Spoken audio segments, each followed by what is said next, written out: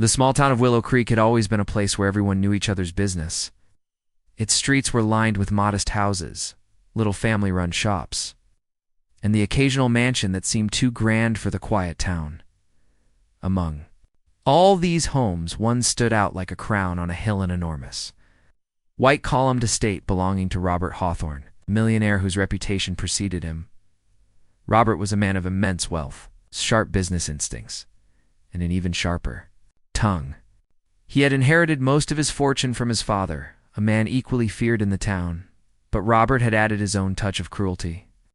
People whispered about him in hushed tones, not out of admiration, but out of fear. He was known to belittle anyone who dared cross him, fire employees without warning, and manipulate situations to his advantage. Even local authorities tread lightly around him, reluctant to challenge a man who could bend circumstances to his will.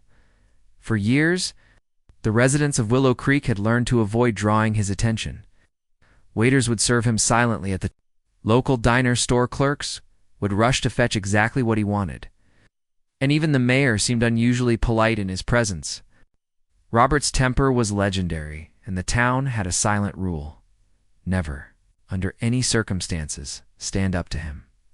Then came Amara Williams. Amara was new to town, and she carried herself with a quiet strength that belied her humble circumstances. Tall, confident, and with a striking presence, she had moved from the city, looking for a fresh start.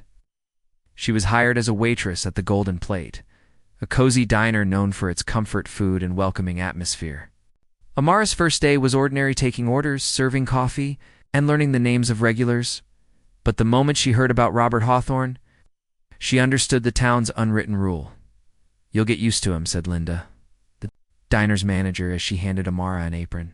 "Remember, don't argue, don't even smile too much. Just do what he says, or you'll regret it."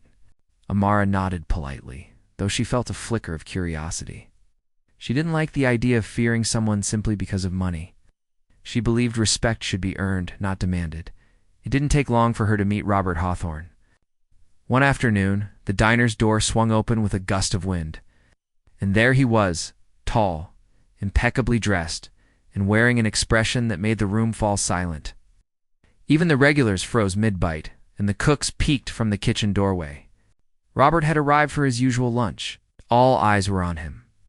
Amara felt a rush of nervous energy, but she straightened her posture and walked to his table with a calm, steady stride. "Good afternoon, sir," she said, her voice clear and polite. Robert raised an eyebrow, his sharp eyes assessing her as if she were a puzzle he couldn't solve.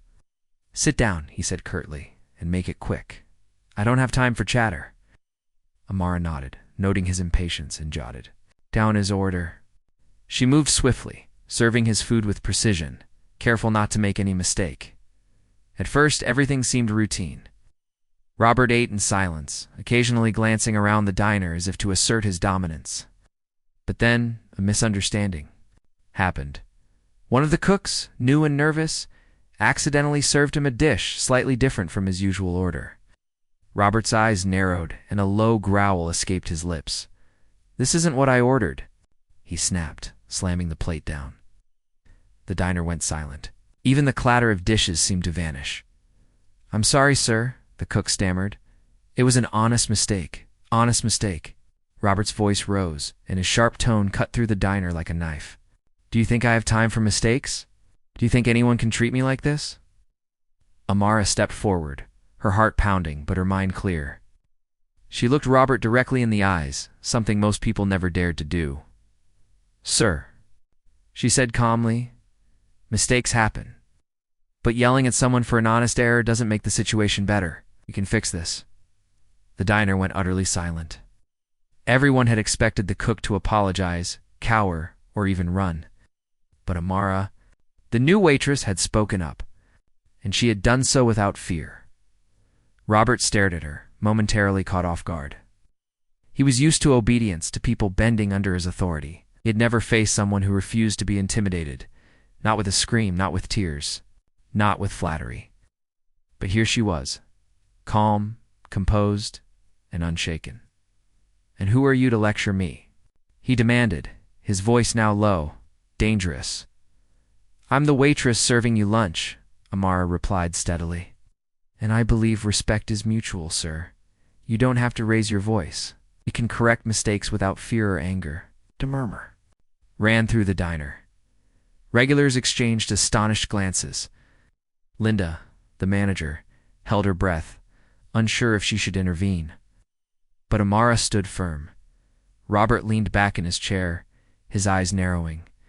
You have guts, he said slowly, a dangerous edge in his voice. Do you know who I am? Yes, sir. You are Robert Hawthorne, the millionaire everyone in this town fears, Amara said, her voice unwavering. But fear isn't respect, and respect earns loyalty, not silence. For a long moment, Robert simply stared. No one had ever spoken. To him like that, no one had challenged him in this quiet, firm way. He had always relied on intimidation, money, and influence to command obedience. And now, this young woman new in town, black, and completely unafraid stood before him and shattered his carefully constructed persona. Young lady, he said finally, his tone still sharp but tinged with curiosity. Most people would. Kneel before me for a job, a favor, or even a glance. Why are you different? Amara smiled faintly. Because fear doesn't guide me, sir. Integrity and courage do. I won't let anyone, no matter how wealthy or powerful, make me feel less than I am. The diner held its collective breath. Robert's face was unreadable, his mind clearly racing.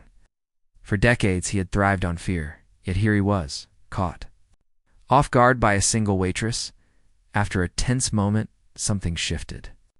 Robert leaned back and laughed a short, sharp laugh that startled everyone. Oh, he said finally, you're certainly not like anyone I've ever met. I respect that. From that day forward, Amara's relationship with Robert Hawthorne changed everything. She continued to serve him, but now there was an unspoken understanding.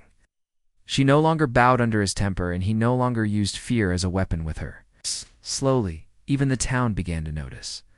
People whispered not about Robert's cruelty anymore, but about the new waitress who had dared to stand up to him, and had won, in the weeks that followed.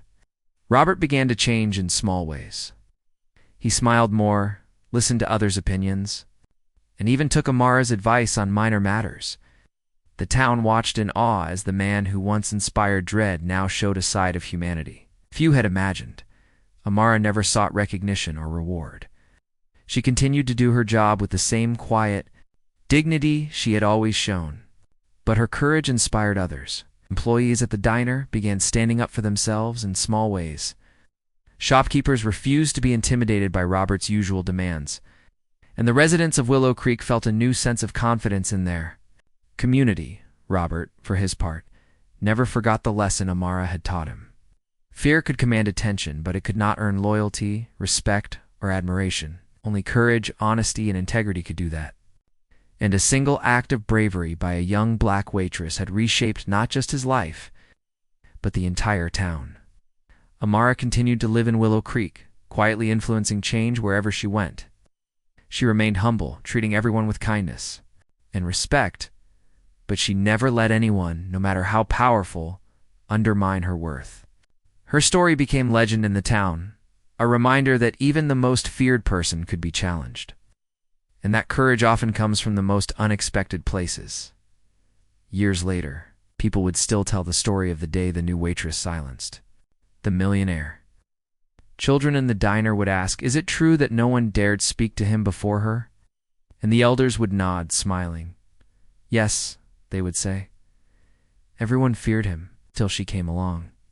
And in that town, the first time in decades, fear gave way to respect.